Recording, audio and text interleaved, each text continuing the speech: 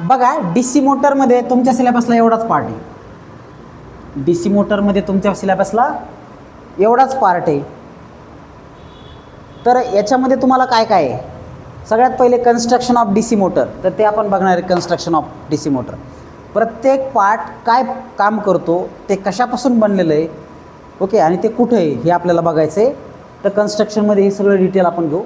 त्याच्यानंतर parts and their function and material use. त्याच्यानंतर next आहे प्रिन्सिपल ऑफ ऑपरेशन, तो कोणत्या प्रिन्सिपलवर डी सी मोटर वर्क करते ते बघणार आहेत.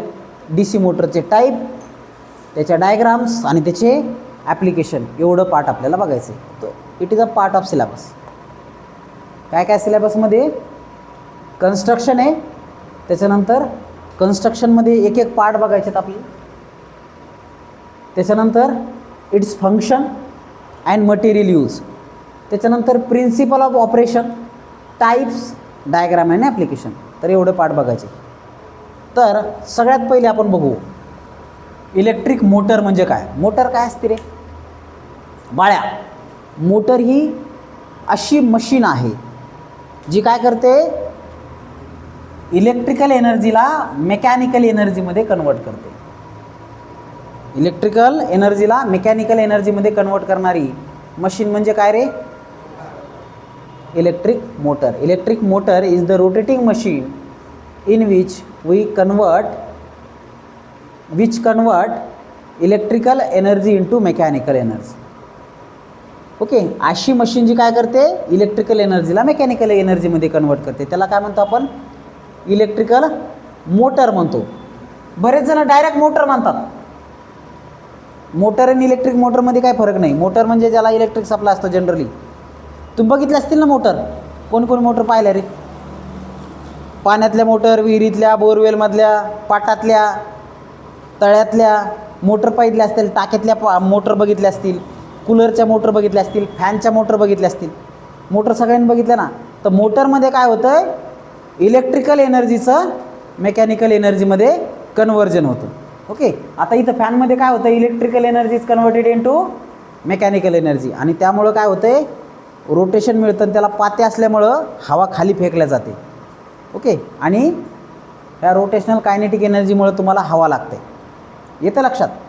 So electrical motor is the rotating machine which convert electrical energy into mechanical energy. तर इलेक्ट्रिकल एनर्जी अशी आली वायर थ्रू आणि त्याचं मेकॅनिकल एनर्जीमध्ये कन्व्हर्जन झालं. आता इलेक्ट्रिकल जनरेटर काय करेल रे? It is a rotating machine in which we convert mechanical energy into electrical energy. तर जनरेटरमध्ये मेकॅनिकल एनर्जीचं इलेक्ट्रिकल एनर्जीमध्ये कन्व्हर्जन होतं. तर जनरेटरमध्ये आपण काय लावतो? प्राईम मूवर लावतो. जनरेटरमध्ये काय लावतो आपण? प्राईम मूवर लावतो. मग प्राईम मूवर माहिती आहे ना तुम्हाला? प्राईम मूवर ऐकला शब्द तुम्ही? Turbine, steam turbine, hydro turbine, gas turbine, pressure turbine पाहिले असेल ना. तर हे टर्बाईन फिरल्याच्या नंतर जनरेटर फिरताना इलेक्ट्रिसिटी तयार होते आणि बल्ब लागतो. ओके, तर इथं मेकॅनिकल एनर्जीचं कन्व्हर्जन इलेक्ट्रिकल एनर्जीमध्ये होतं. कशामध्ये? जनरेटरमध्ये. आणि मोटरमध्ये काय होतं आहे, आपण इलेक्ट्रिक सप्लाय देतो आणि इलेक्ट्रिक सप्लायचं कन्व्हर्जन मेकॅनिकल एनर्जीमध्ये होतं. आता इथं डी सी आहे सप्लाय, म्हणून याला डी सी मोटर असं म्हणायचं किंवा डी सी जनरेटर असं म्हणायचं. येतं लक्षात? कळालं? आता आपल्याला कन्स्ट्रक्शन पार्ट बघायचं. तर हे जनरल इंट्रोडक्शन. डेफिनेशन जर विचारली मोटरची, तर मोटर काय आहे? अशी मशीन आहे ती काय करते, अरे मोटर काय करते, electrical energy is converted into mechanical energy, आणि जनरेटर काय करते, mechanical energy is converted into electrical energy. हे त्याचं सर्किट डायग्राम आहे. ओके, हे prime mover, generator, output, input, load. आता आपल्याला कन्स्ट्रक्शन पार्ट बघायचं आहे. काय बघायचं आहे? कन्स्ट्रक्शन. पहिला पार्ट बघायचा आहे कन्स्ट्रक्शन, आणि त्याचे पार्ट, फंक्शन आणि सगळंच बघायचं एका दमात. तो क्या आप तैयार है? नहीं?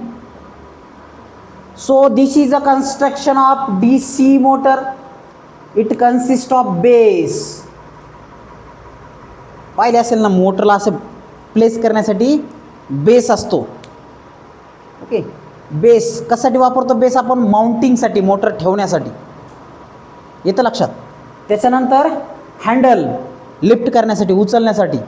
शेतकरी लोक दाव्याने मोटर बांधण्यासाठी त्याला हुक असते, त्या हुकला आपण हँडल म्हणू आणि ते विहिरीत सोडतात. तर हे हँडल. टर्मिनल बॉक्स असतो आहे त्याच्यात, वायर कनेक्ट करण्यासाठी टर्मिनल बॉक्स असतो. ओके, तर हे बेस, हँडल, टर्मिनल बॉक्स हे कशाचे बनलेले आहेत? मेटलचे बनलेले आहेत आणि फेरस असतं त्याच्यात, लोखंड असतं. आणि बेस तुमचा स्टेनलेस स्टीलचा सुद्धा असू शकतो. टफ मटेरियल असते, कारण विहिरीतून खाली सोडायचं म्हणल्यावर तिथं टफ नट बोल्ट आणि ते फाउंडेशनवर आपण टाईट करतो. आता हे झालं आउटर पार्ट. तर मोटर मेनली 2 पार्टमध्ये डिवाईड होते. कोणकोणते? स्टेटर आणि रोटर. स्टेटर म्हणजे काय रे? Stationary part. आणि रोटर म्हणजे काय? Rotating part. स्टेटर म्हणजे स्टेशनरी पार्ट आणि रोटर म्हणजे रोटेटिंग पार्ट. तर बाळ्या लक्ष दे, स्टेटर हे एवढं स्टेटर आहे, हे अख्खं जे दिसतंय ना तुम्हाला, हे स्टेटर आहे. आणि यातले हे पार्ट पण स्टेटरचे. आणि मधलं जे दिसतं ना हे गोल, हे अख्खं रोटर आहे. काय? अख्खं रोटर. हे स्टेटर आणि हे रोटर. इथं आलं लक्षात? Stator is a stationary part. Stator कसं आहे? Stationary part. आता स्टेशनरी पार्ट आपण सुरुवात इथून केली. हँडल लिफ्ट करण्यासाठी, हँडलिंग करण्यासाठी. टर्मिनल बॉक्स वायर कनेक्शनसाठी. बेस कशासाठी? माउंटिंगसाठी. अशा पद्धतीने बेस असतो किंवा अशा पद्धतीने असतो, ठेवण्यासाठी, मोटर ठेवण्यासाठी. आता सगळ्यात आउटर मोस्ट पार्ट आहे, त्याला आपण योक किंवा फ्रेम म्हणतो. योक किंवा फ्रेम म्हणतो. ही बनलेली असते कास्ट आयर्नची. कशाची बनलेली आहे? कास्ट आयर्नची. का बरं कास्ट आयर्नची? कारण कास्ट आयर्नचं रिलक्टन्स हे कमी आहे. कास्ट आयर्नचं रिलक्टन्स कसं आहे? कमी आहे. आता रिलक्टन्स माहिती आहे ना तुम्हाला? अपोजिशन टू फ्लो ऑफ फ्लक्सला आपण रिलक्टन्स म्हणतो. ओके, तर कास्ट आयर्नचं रिलक्टन्स कमी आहे म्हणून आपण योक किंवा फ्रेम कास्ट आयर्नचं बनवतो. त्याचे 3 फंक्शन आहेत. किती फंक्शन बाळ्या? 3 फंक्शन. पहिलं फंक्शन काय? It protect the machine from external agent. धूळ, त्याच्यानंतर कचरा, याच्यापासून प्रोटेक्शन देण्याचं काम ते करेल. It protect the machine from foreign body. External बॉडीपासून प्रोटेक्शन करण्याचं काम कोण करेल? योक किंवा फ्रेम करेल. दुसरं फंक्शन काय आहे? It provide space for mounting this pole core or pole. हे पोल जे आहे, हे पोल आहे बा, हे सगळा पोल आहे. ह्या पोलला माउंटिंग करण्यासाठी स्पेस प्रोव्हाइड करण्याचं काम सुद्धा कोण करतं? फ्रेम किंवा योक करतो. तर पहिलं फंक्शन काय? आउटर बॉडीपासून प्रोटेक्ट करणं. दुसरं फंक्शन काय? माउंटिंगसाठी स्पेस देणं. काय माउंट करायचं आहे? हे पोल आणि हे पोल कोर. येतं लक्षात? आणि तिसरं फंक्शन आहे it provide low reluctance path to the flux. फ्लक्सला कमी रिलक्टन्सच्या पाथ प्रोव्हाइड करणं हे तिसरं फंक्शन आहे. ओके, समजलं? योकचे 3 फंक्शन. योक समजलं? योक म्हणजे आउटर मोस्ट बॉडी, त्याच्यावर हे माउंट केलेलं असतं आणि हे माउंट केलेलं असतं, त्याला योक म्हणायचं किंवा फ्रेम म्हणायचं, आउटर फ्रेम. तर त्याच्यामध्ये डक्टसुद्धा असतात, छिद्र पण असतात बऱ्याच वेळेस. कशासाठी? कूलिंगसाठी. किंवा त्याला फॅनसुद्धा कनेक्ट केलेला असतो जर मोठ्या रेटिंगची मोटर असेल तर. आता बघा, थोडं आतमध्ये येऊ. इथं काय दिसेल रे? एक वाइंडिंग दिसेल, वायर वाऊंड केलेलं ना. त्या वाइंडिंगला फील्ड वाइंडिंग म्हणायचं आहे. काय म्हणायचं आहे? फील्ड वाइंडिंग म्हणायचं आहे. हे काय आहे? Field winding. हां, इथं लिहिलं आहे आपण ऑलरेडी. इथं आपण ऑलरेडी लिहिले फील्ड वाइंडिंग म्हणतो आहे. तर याचं काम काय आहे? फील्ड प्रोव्हाइड करणं. फील्ड वाइंडिंगचं काम काय आहे? फील्ड प्रोव्हाइड करणं. त्याच्यानंतर हे काय रे? पोल कोर आहे. हे पोल कोर आहे. फील्ड वाइंडिंग कशाची बनलेली आहे? वाइंडिंग कॉपरची असते. वाइंडिंग कशाची असते? कॉपरची असते. आणि फील्ड वाइंडिंगचं काम काय? करंट पास करणं. फील्ड वाइंडिंगचं काम काय? करंट पास करणं. आणि करंट पास केल्याच्यानंतर पोल तयार होतात, NS पोल तयार होतात. ओके, त्याच्यानंतर हे काय रे, पोल कोअर आहे. काय आहे? Pole core. NS पोल असतात ना, त्याचा कोअर आहे. आणि हे काय, पोल शू आहे. पोल शू अशा आकाराचे. असेच का बरं? It provide maximum flux. म्हणजे आता पहा, समजा इथं सप्लाय दिला, इथं N पोल तयार झाला, S पोल तयार झाला, N पोल तयार झाला, S पोल तयार झाला. ओके, NS पोल तयार होणार आहे. तर आता N कडून काय होतील रे, फ्लक्स अशा जातील S कडे. N कडून काय होतील, योगचं काम पाथ प्रोव्हाइड करणं आहे ना फ्लक्सला. त्याच्यानंतर ह्या N कडून S कडे फ्लक्स जातील. या N कडून काय होईल, S कडे फ्लक्स जातील. त्याच्यानंतर या N कडून S कडे फ्लक्स जातील. या N कडून S कडे फ्लक्स जातील. तर ह्या फ्लक्स जास्तीत जास्त कॅचअप झाल्या पाहिजे म्हणून त्याची संरचना ही अशा पद्धतीने असते. ओके, त्याची संरचना अशी का बरं असते? Because it can ketchup maximum flux. येतं लक्षात. तर हे काय, पोल शू आहे. हे पोल शू आहे, हे पोल कोअर आहे. आणि पोल कोअरवर काय आहे, फील्ड वाइंडिंग वाउंड आहे. येतं लक्षात. त्याच्यानंतर वर या, हे काय, पोल कोअर आहे, हे पोल शू आहे.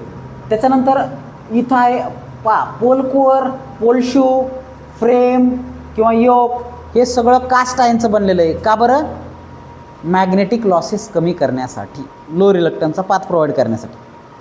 येतं लक्षात. रिलक्टन्स कमी म्हणजे काय, मॅग्नेटिक फ्लक्सला अपोजिशन कमी.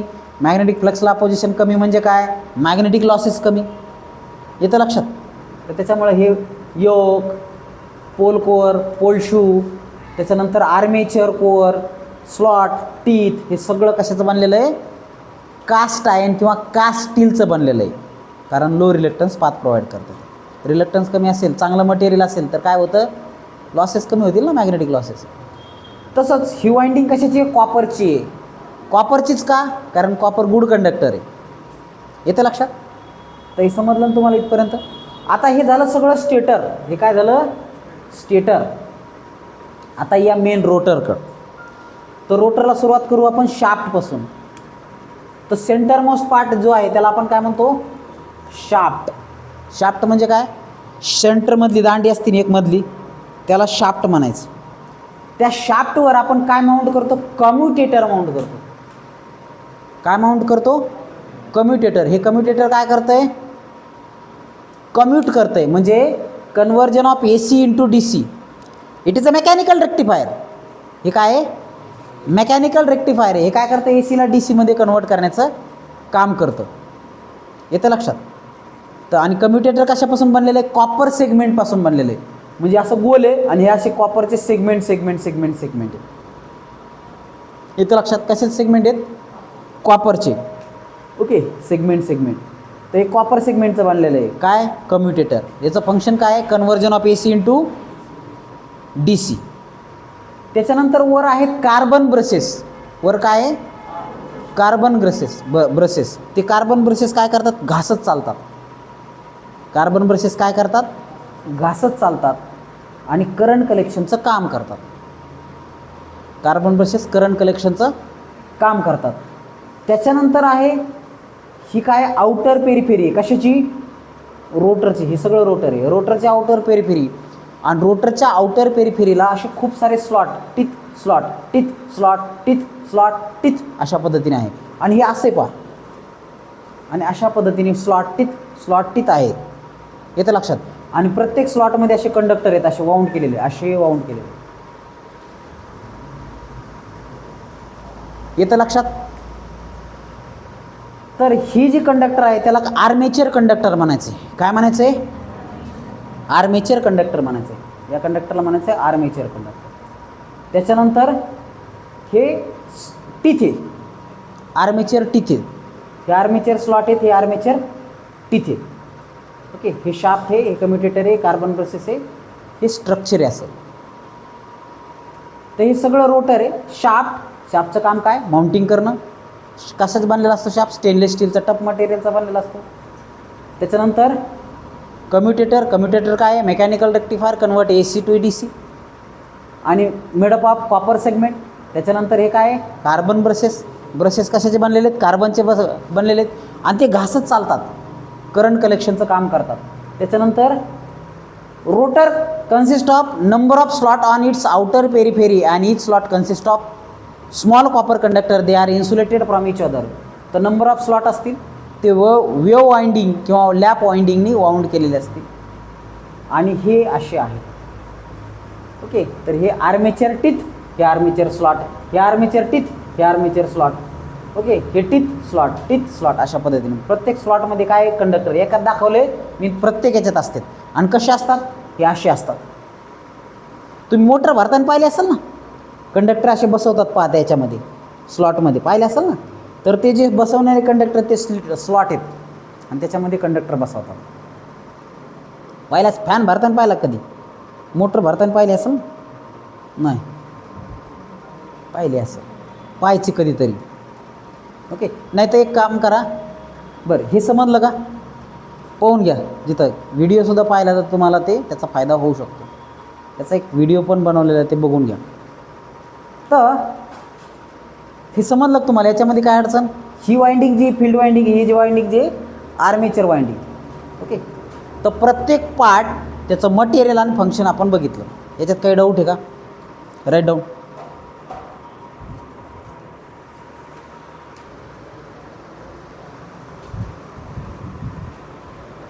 बघा, कन्स्ट्रक्शन झालं. आता आपल्याला वर्किंग बघायची मोटरची. सप्लाय दिला फील्ड वाइंडिंगला, सप्लाय फील्ड वाइंडिंगला दिला, काय होणार आहे? पोल तयार होणार आहेत. एन एस पोल तयार होणार आहे. आणि तुम्हाला माहिती आहे पोल तयार झाले की ते काय करतील रे? एनकडून एसकडे अशा फ्लक्स पाथ कंप्लीट करतील. आणि त्या कशामधून करतील? योक किंवा फ्रेममधून. येतं लक्षात? आता आपण इथं बी सप्लाय दिला आहे. कशाला? आर्मेचरला. मग आर्मेचरला डी सी सप्लाय दिला तर काय होणार आहे? इथं पण करंट फ्लो होणार आहे. ओके, इथं पण करंट फ्लो होणार आहे. आता हा करंट डी सी आहे. डी सीचा करंट परत कम्युटेटर काय करेल? रेक्टिफिकेशन इथं इन्व्हर्जन करेल, ए सीमध्ये करेल आणि फ्लेमिंग्स लेफ्ट हँड रूलने काय होईल? टॉर्क तयार होईल. म्हणजे बघा, फ्लक्स असे चालल्यात एन टू एस, फ्लक्स कशा चालल्या? N to S. करंट असा चालला आहे तर काय तयार होणार आहे? फोर्स तयार होणार आहे, म्हणजे टॉर्क तयार होणार आहे आणि मोटर फिरायला लागणार आहे. हा वर्किंग प्रिन्सिपल आहे. फ्लक्स अशा चालल्यात, फ्लक्स याच्यावर आदळतात आणि त्याच्यामध्ये ई एम एफ तयार होतो. ई एम एफ काय करेल? करंट फ्लो करेल. करंट आणि फ्लक्स म्युच्युअली परपेंडिक्युलर आहे. मग काय होईल? काय होईल? करंट आणि फ्लक्स म्युच्युअली परपेंडिक्युलर असेल तर टॉर्क तयार होईल आणि ते गोल गोल फिरायला लागेल. अशा पद्धतीने मोटर वर्क करेल. येतं लक्षात? क्लिअर? काहीच डाऊट नाही? So write down.